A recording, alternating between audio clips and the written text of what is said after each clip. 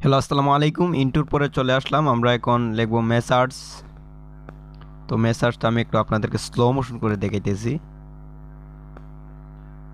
আপনারা যখন তুলিটা হাতে নেবেন গাইস, তখন হাতটি খুবই স্লো থাকবে এবং হাতের উপরে হাত রেখেও কাজ করা যায়। আর এইভাবে করলে কি অনেকটা ভালো হয়। এই যে আমি একটু তুলিকে কাট করে আপনাদেরকে দেখাইতেছি। অ্যাকচুয়ালি আমরা লিখব মেসার্স বিসমিল্লাহ ট্রেডার্স, ঠিক আছে। তো এই মুহূর্তে মেসার্স লিখতেছি। আর এই যে চোক পাউডার দিয়ে দাগ দেওয়া হয়েছিল, দাগটা তো বোর্ডটা সাদা হওয়ার কারণে, সূর্য গ্লিজ হওয়ার কারণে দেখা যাইতেছে না। এই মুহূর্তে দুনতার সোজাটা, লাস্টের দুনতার সোজাটা, সেটার দাগটা দিতেছি। আমি একটু স্লো মোশন করে আপনাদেরকে দেখাইতেছি, আপনারা অবশ্যই বুঝতে পারতেছেন।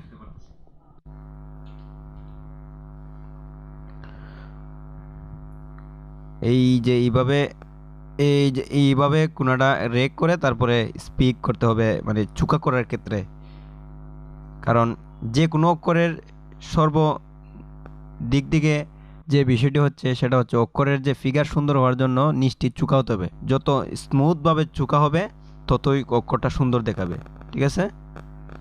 আর যদি অক্ষরের কোনা স্পিকিং হয়, মানে একদম গোল টাইপের হয়, মানে চুকা না হয়, একদম ফিনিশিং না হয়, তাহলে কিন্তু অক্ষর সুন্দর দেখাবে না। আসলে এটা আশা করি অবশ্যই বুঝতে পারছেন। এখন দেব রেফ। ট্যাডার্সের রেফ প্রয়োজন হয়। রেফ, হ্যাঁ, রেফটি দিয়ে দিলাম। তো বন্ধুরা, এখন লিখব বই রসিকার যেটা দেব, এটার যে প্রথম অবস্থা আকার। উপরের প্রথম অবস্থায় রসিকার দিলাম না, প্রথম অবস্থা হচ্ছে আকারটি দিলাম। হ্যাঁ, ঠিক আছে। এটা ভিডিওটা একটু না রাখাইতেছে, আপনারা কিছু মনে করবেন না। কারণ আমি তো এক হাত দিয়ে কাজ করবো, এক হাত দিয়ে ভিডিও করার মতন সম্ভব না। তাহলে ওই যে আরেকজন যদি করাইতেছি, ও একটু আমাকে হেল্প করে দিছে, হেল্প করছে, দেন এটাই অনেকটা ভাগ্যের বিষয় গাইজ। আপনারা, এটা হচ্ছে আমি যে ড্রাইভে কাজ করতেছি, এটা হচ্ছে বিদ্যাসাগর ড্রাইভ, ঠিক আছে। এটা হচ্ছে বিদ্যাসাগর ড্রাইভ। সবচেয়ে চাইতে বিষয় হচ্ছে, সর্বদিক দিয়ে একটা বিষয় হচ্ছে, যে বিদ্যাসাগর ড্রাইভটি ভালো করে পারবে, সে যে কোনো লেখার স্টাইল তৈরি করতে পারবে এবং যে কোনো লেখার স্টাইল সে লিখতে পারবে, যে কোনো স্টাইলে লিখতে পারবে। সর্বপ্রথম হচ্ছে বিদ্যাসাগর ড্রাইভ। এই ড্রাইভটার নাম হচ্ছে বিদ্যাসাগর ড্রাইভ। দুন্তাসটা দিলাম। আর দুন্তাস, এই যে বিস, অনেকে কিন্তু বিস যে শব্দটা, বিসমিল্লাহির রহমানির রহিম, কি বিসমিল্লাহ, এটা কিন্তু চ ইউজ করে। আসলে এটা মাকরু হয়, এটা দুন্তাস হবে। হ্যাঁ, এবং দুন্তাসর নিচে একটা হর্ষন্ত হবে। আমরা এই দুন্তাসর নিচে হর্ষন্তটি দিয়ে দিব। এই যে দুন্তানোর যে গুলটিটা কিভাবে অঙ্কন করতে হয়, এটা একটু দেখিয়ে দিলাম স্লো মোশন করে, ঠিক আছে।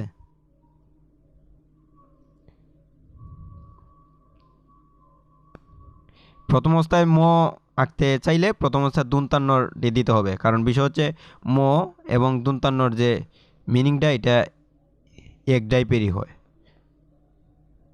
কিন্তু আবার দুন্তানোর ক্ষেত্রে কিন্তু একটু এই তার যে পিঠটা উপরে হবে, কিন্তু দুন্তানোর সিস্টেমে আইকে তারপর মর উপরের মানে স্পিকটা দেওয়া লাগে।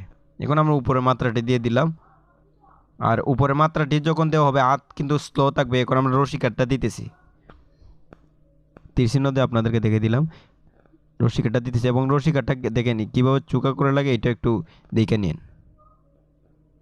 এই যে রশিকারটা কিন্তু যে গুঁড়াটা আছে না, গুঁড়াটা একদম চিকন হবে, আবার বেঁকানো যে জায়গাটা, এটা হবে একটু মোটা।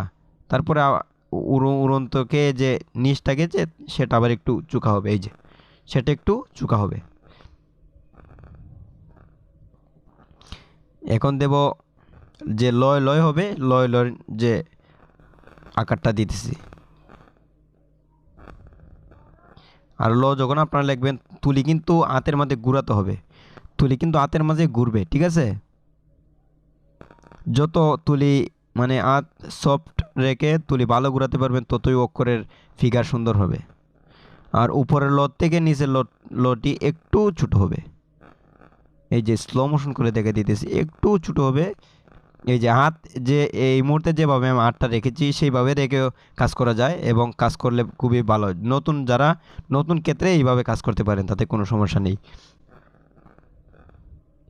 এই যে একটা আকার দিতে চাইলে এক টানে কিন্তু তুলিটা হয়নি, দুইবার দুইটি স্প্রিক করে তারপর এটারে করা লাগে। এখন হচ্ছে হর গুলটিটা, গুলটিটা কিভাবে দেওয়া গেছে আপনারা অবশ্যই দেখতে পাচ্ছেন। এখন হচ্ছে পিঠ বাঁকানো যে হর চিহ্নটা, এটা দিলাম। অ্যাকচুয়ালি যারা মন দিয়ে দেখতেছেন তারা অবশ্যই বুঝতে পারবেন, এবং ট্রাই করলে বাসায় যারা প্রতিদিন ট্রাই করবেন অতি শীঘ্রই শিখতে পারবেন। এটা হচ্ছে শখের একটা জিনিস, ঠিক আছে গাইজ, এটা হচ্ছে শখের জিনিস। অনেকের শখ হয় এটা মানে করার জন্য, যে আমি যদি এরকম পারতাম। অবশ্যই আমি তো মানুষ, আমি বয়সে অনেক ছোটো হতে পারি, বিষয় হচ্ছে শিক্ষার কোনো বয়স নেই। এই যে আমরা হর নিচে আবার হর্ষন্ত দিয়ে দিলাম, এই যে দুনতাসর নিচে এবং হর্ষন্ত দিয়ে দিলাম, কিন্তু চ দিলে এটা একটু মাকরু হয়। এটা তো আরবি শব্দ, তো বিসমিল্লাহ আরবি শব্দ, এটা বাংলাতে লিখতেছিল অনেক কিছু ব্যাপার সেপার আছে। অনেকে চ ইউজ করে, মূলত চ ইউজ করা যায় না, এবং চ ইউজ করা যায় কিন্তু অনেকে চ ইউজ করে, এটা বুঝে না, বলার কিছু নেই। এখনও লিখবো টেডার্স গাইজ, এখন লিখবো টেডার্স। এখন আমি এই চোখ দিয়ে প্রথমে অঙ্কন করে নিতেছি, আর চারোদিক দিয়ে নাপ দিয়ে দেখতেছি। লেখাটি মধ্যস্তরবর্তী পড়তে হবে। আপনারা অবশ্যই যে কোনো জায়গায় যে কোনো কাজ করলে, যে কোনো অক্ষর হলেও, যে কোনো শব্দ হলে আপনার প্রথমে নাপ দিয়ে দেখে নেবেন, ঠিক আছে? নাপ দিয়ে দেখে নিলে কি, আর প্রথমে চোখ দিয়ে ড্রাইভ করে নেবেন, কতটুকু জায়গা সে দখল করলো ততটুকুর ভিতরে আপনারা লিখতে পারবেন। এই যে টেডার্সে যে একারটা দিতেছি, একারটা স্লো মোশন করে এই মুহূর্তে আপনাদেরকে দেখাইতেছি। আর তুলি আপনারা কিনতে পারবেন, তুলি সফট তুলি, যে দামি তুলিগুলা, এগুলা বেশি টাকা নেবেন আপনার 300-350-র মধ্যে ভালো তুলি আছে। দেখে মানে চুল থাকবে বেশি, এবং তুলির যে আগাটা আছে না, এটা থাকবে একদম সফট এবং সুজার টাইপের, মানে ভালো তুলি দেখলে চিনতে পারবেন। আর একটা তুলি আছে 3 টাকা 4 টাকা, ওই যে 20 টাকা 30 টাকা তুলি, এইগুলা কাম হবে না, এগুলো হচ্ছে দামি তুলি। আর বেশি দামি তুলি না, মনে করেন এই আরেকটা তুলি আছে 100-150 টাকার মধ্যে, একটু সুডো টাইপের হলো কোনো সমস্যা নাই। প্রথম অবস্থায় প্র্যাকটিস করার ক্ষেত্রে সুডো হলে কোনো সমস্যা নেই। আর আমার যে হাতের তুলিটা, এটা একটু এই পয়েন্ট হচ্ছে এই, হ্যাঁ, এটার পয়েন্টটা হচ্ছে 41 পয়েন্ট, মানে এটার তুলির একটা পয়েন্ট আছে, পয়েন্টটা হচ্ছে 41। এই মুহূর্তে মানে র ফোলাটা দিতেছি, ঠিক আছে? আমি যতটুকু চেষ্টা করছি গাইজ, আমি স্লো মোশন করে আপনাদেরকে দেখাইতেছি। আর সাদার মধ্যে সবচেয়ে লালই বাসে বেশি, কিন্তু কালো বাসে কালা। আর যে লাল কালারটা যেটা, এটা বাসে ঠিক আছে, কিন্তু সূর্যে মারে বেশি, মানে সূর্যে জ্বালাই দেয়, ওই মানে বেশি দিন যায় না। বিষয় হচ্ছে যদি কালো যে কালারটা, এটা দিয়ে লিখি, এটা যদি যায় 5 বছর, লালটা যাবে 3.5 বছর, কি মোটামুটি কাছাকাছি। বিষয় হচ্ছে লালটা সূর্যে মানে ইফেক্ট করে বেশি। এখন ড লিখতেছি, আপনারা অবশ্যই দেখতে পাচ্ছেন ড লেখার প্রথম যে ক্ষেত্রেটা, এটা কিভাবে দিতে হয়, তারপরে ড, ঠিক আছে? ডর যে পেটের মানে তলটা যেটা, এটা একটু হবে এই, হ্যাঁ, এটা একটু চেপটা হবে, আর উপরটা একটু স্পিক হইয়া মানে চুকার সিস্টেমের মধ্যে স্পিক হয়ে আসবে নিচের দিকে, তারপরে পেটটা একটু চুকা হবে। এখন এই মুহূর্তে ড একার ডার যে আকারটা দিতেছি। হ্যাঁ গাইস, তো আপনারা অবশ্যই কমেন্টস করবেন আপনারা কোন ধরনের ভিডিও ভালো লাগে, কোন ধরনের ভিডিও আমি আপলোড করব, কোন ধরনের ভিডিও আপনাদের জন্য তৈরি করব, আপনারা অবশ্যই বলবেন, ঠিক আছে? এখন যে দুনতাস্বরে আঁকাটি দিতেছি এই মুহূর্তে, এবং দুনতাস্বর যে কীভাবে আঁকতে হয় আপনারা দেখেন, আমি এবার স্লো মোশন করে দেখেছি। এই যে এইভাবে দিবেন, তারপর এইভাবে যে তুলিটা হালকা ঘুরবে আইসা, তারপরে আকারের সাথে লাগবে, এবং মধ্যস্তরবর্তী একটু উপর সাইডে নিচটা লাগবে। এই যে ঠিক আছে, এখন নিচটি দিয়ে দিলাম। দুনতাস্ব কিন্তু আগাটা চুকা হয়ে পেটটা মানে একটু মোটা হয়ে আবার স্পিক হয়ে, তারপরে আবার এই যে, ঠিক আছে?